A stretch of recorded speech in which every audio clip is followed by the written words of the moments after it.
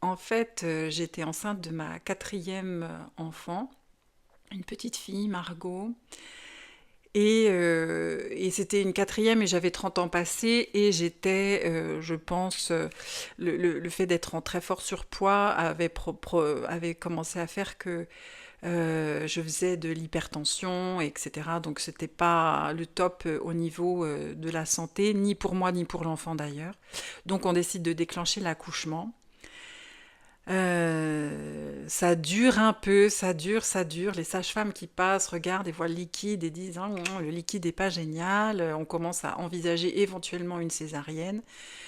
Et puis finalement, bon, Margot arrive toute pleine de séconium, je ne sais plus comment on dit. Enfin, elle avait donc fait ses selles à l'intérieur.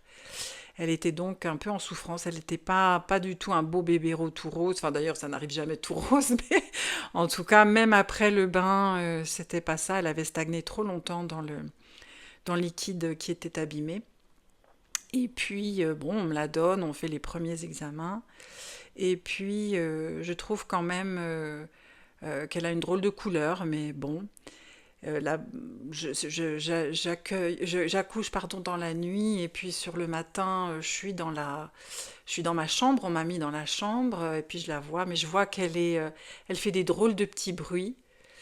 Et j'étais au téléphone avec maman, et même maman dit, elle fait des drôles de petits bruits, puis je fais, oui, oui, je vais raccrocher, je vais appeler l'infirmière, je sais pas ce qui se passe.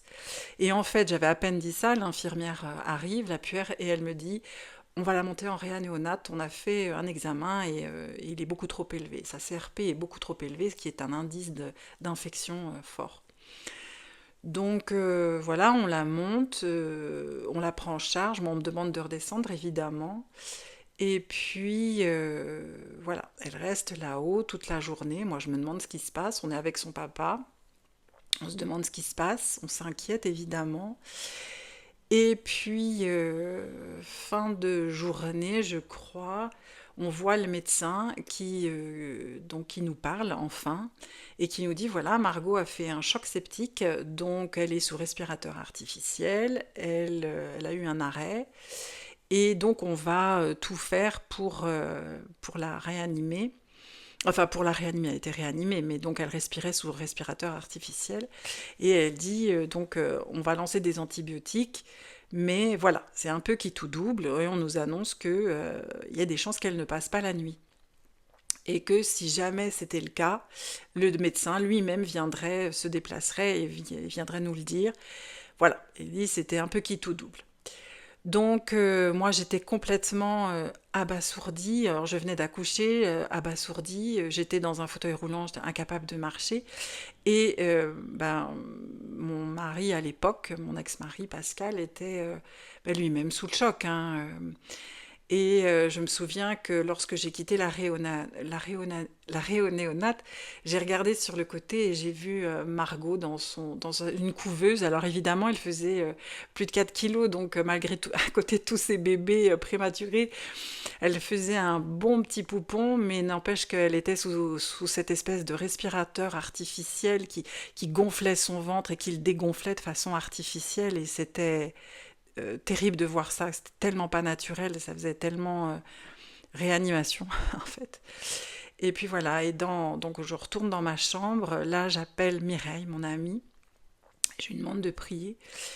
Et moi-même, je me mets vraiment à prier. De tout mon cœur, je demande à ce que ce soit, comment dire, à ce que ce soit, qu'elle guérisse, qu'elle soit enfin que voilà, je demande la guérison évidemment à ce qu'elle aille mieux.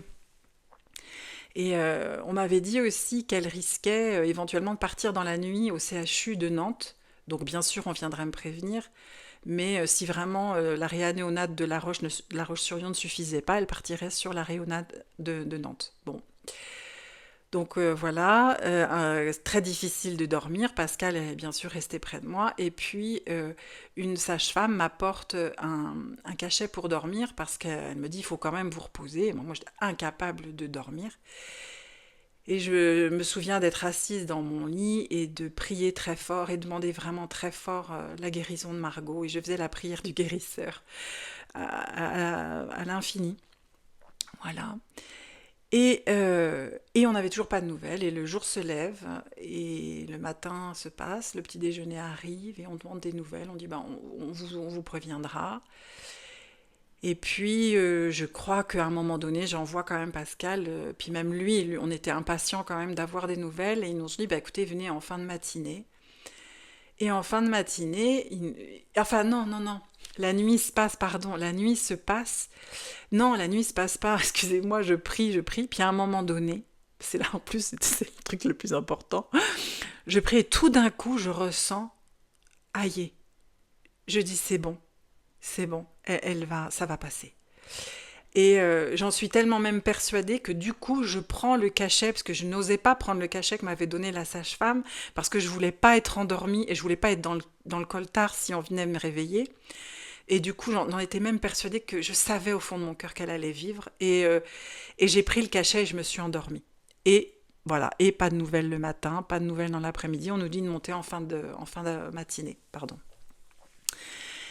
Et là, on nous dit, bah écoutez, ses constantes sont remontées, son oxygénation a remonté, etc. Ça va bien, elle a passé le cap, on a trouvé les bons antibiotiques, impeccable. Il n'y a plus qu'à attendre que les antibiotiques fassent de l'effet. Et je dis, ok, super. Bon, bah très bien, on était soulagés, évidemment. Ils l'ont laissé encore un petit peu sous inspiration artificielle, respiration artificielle, mais après, finalement, très vite, dans la journée, je crois qu'ils l'ont enlevé.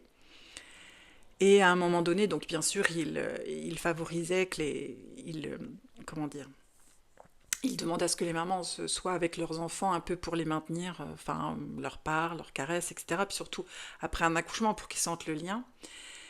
Et à ce moment-là, je sais pas, je tombe sur le dossier de soins, et je vois que au moment où moi j'ai commencé à dire non, c'est bon, c'est bon, là ça va être bon pour moi, je vais pouvoir prendre le médicament, je vois qu'à cette même heure sur le dossier médical, c'est marqué que son oxygénation remontait, que ça allait, que les constantes remontaient, que c'était bien, quoi. Que l'infirmière avait dit belle remontée, tout est bien. Margot prend le taureau par les cornes. Enfin, il y avait une sorte d'expression comme ça. Et Margot se bat et ça va le faire. Enfin, il y avait quelque chose comme ça. Elle avait mis quelque chose de très positif. Et juste au moment où, évidemment, moi, j'avais fait cette prière, que j'avais pris, en fait, le cachet. Donc, voilà. Et puis finalement, Margot a été, comment dire, elle s'en est sortie parfaitement. Elle est restée 15 jours à l'hôpital et elle était, bien sûr, en pleine forme après. Et, euh, et voilà. Et je ne sais pas ce qui s'est passé quand elle est remontée, le quart de seconde ou la minute, je ne sais pas où elle est remontée, mais en tout cas, quand elle est redescendue, elle était certainement accompagnée d'un ange, parce que encore aujourd'hui, elle a la lumière d'un ange. Voilà.